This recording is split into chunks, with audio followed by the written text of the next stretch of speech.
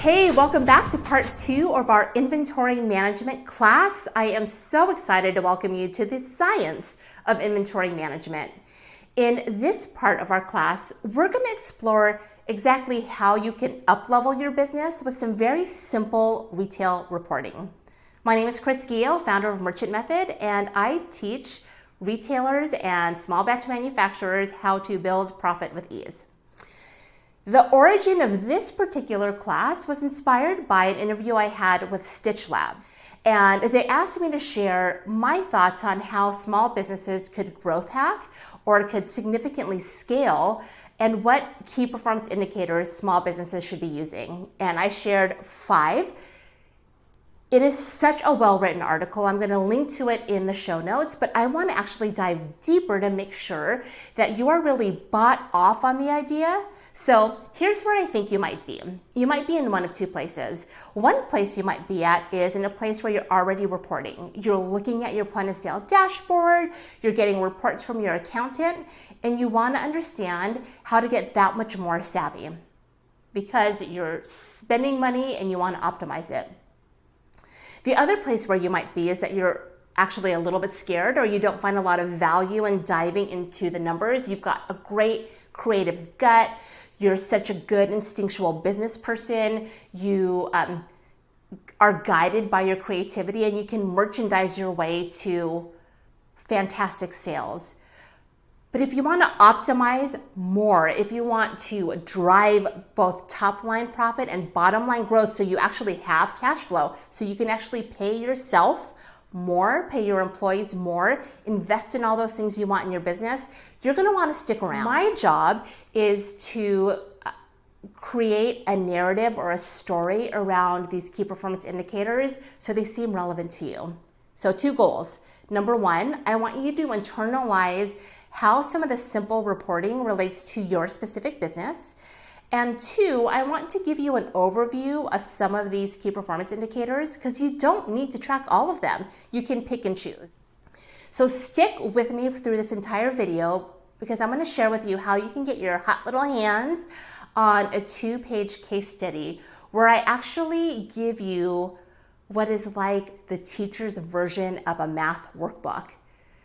I give you formulas and how I've answered them so that you can figure out how you can answer them for your own business, right? So you can map through, okay, Chris got this information, here's the step-by-step and how she solved it.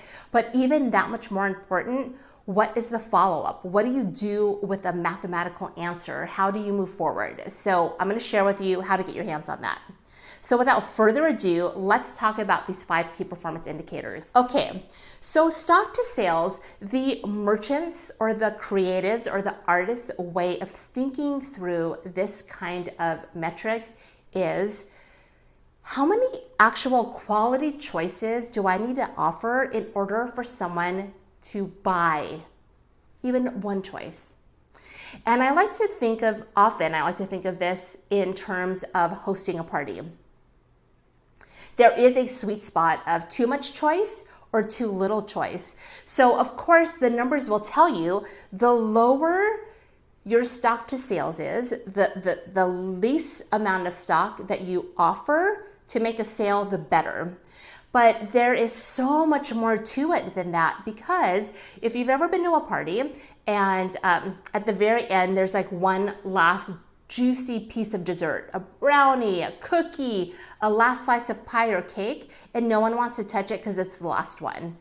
They either feel bad because they don't want to be the last one to touch it, or maybe it feels like if you've just come to a party, you don't know how old that is. It's like the last donut in a kitchen in an office. Is it stale? How many people have touched it? Why is it there? How come no one's eaten it? And you become skeptical. Or if you're the first person to the party, you don't want to touch the spread because it just looks so perfect and you don't know where to start, so you just let other people go and you take a cue.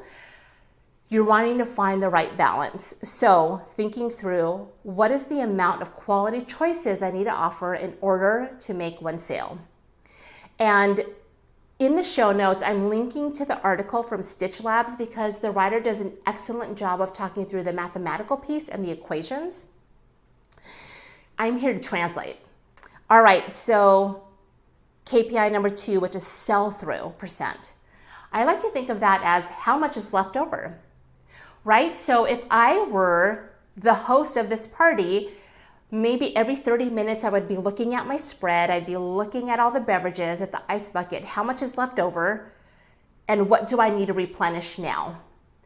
So the idea is, particularly for seasonal goods, you can look at how quickly your inventory is selling out, or how slowly it's selling out, and you'll be able to respond appropriately for the needs of your business. So how much is left over? Think about maybe the last time you celebrated a holiday like Thanksgiving and you hosted and you sent people home with stuff.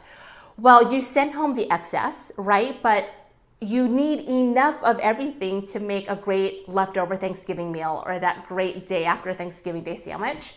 So you're holding back a little bit for yourself, because if it's disproportionate, you may not have a good experience the day after Thanksgiving, right? So sell-through is a little bit like that. It's thinking through this disproportionality of how much is left over, so that you as the merchant can decide how do you create a great experience the next month. Forward weeks of supply is taking sell-through to the next level.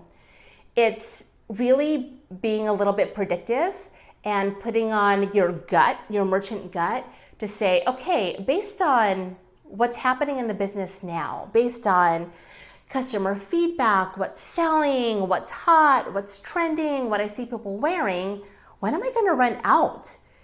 If I can't order again, like, when is this going to run out? And I'm going to be on it. I'm going to anticipate it. I'm going to be proactive, and I'm going to reorder this or buy something brand new. That's forward weeks of supply.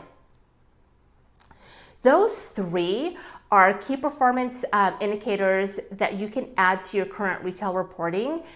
The article through Stitch Labs walks you through how you might go about calculating it. The cheat sheet that you're going to grab after you watch this video really specifically walks you through stock to sales and sell-through rate. Both, if you're tracking, analyzing both, that's where I actually recommend you start. It's really easy, probably the easiest way to up-level your business. So number 4 is inventory shrinkage, and that really is how much does your system say that you have? How much is on your accounting books versus how much physical inventory do you actually have? And the reason why I like to look at inventory shrinkage is because it gives me a sense of how are we actually selling what I selected with my buyer's hat on or in a buying office, versus how much is going out the door. Shrink really indicates your level of sales floor engagement, and that's why I like to look at it as an adjacent piece of information that tells me how well I'm managing inventory. All right, so there's awesome information about average inventory in the Stitch Labs article. Not every business is in a position to calculate average inventory, so I won't dive into it here, but what I do recommend is that you get your hands on the cheat sheet. So thank you so much, and join me next week, and we're actually going to put it all together, and I'll talk you through how to find time in your calendar to implement both the art and the science of inventory management.